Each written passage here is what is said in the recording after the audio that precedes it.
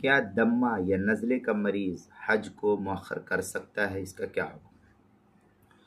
جس شخص کو دمے کا مرض لاحق ہو کہ تھوڑا چلنے سے سانس پھولنے پھٹنے لگتا ہو، یا نزلہ زکام کا مسلسل سلسلہ جاری ہو، مسلسل مریض ہو کہ ذرا سی ٹھنڈک بھی برداشت اس کو نہیں ہو پا رہی ہو، تو اس کے لیے بھی پہلی فرصت میں حج کی ادائیگی لازم ہے۔ مذکورہ امراض اس کے لیے عذر نہیں بن سکتے، گو کہ مناسب سفری انتظامات مثلا ضرورت وغیرہ کے کپڑے، دوائیں اور اسباب وغیرہ کا انتظام کر کے فوراً حج کے اہم فریضے کو ادا کرنے کی کوشش کرنی چاہیے۔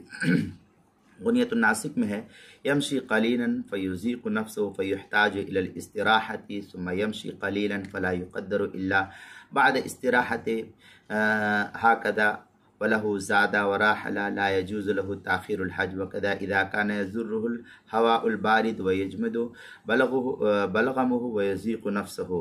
اس طریقے کی عبارت غنیت الناسک صفحہ 12، کتاب المسائل تیسری جلد صفحہ 77 اور صفحہ 78 پر بھی اس کو نقل کیا گیا ہے۔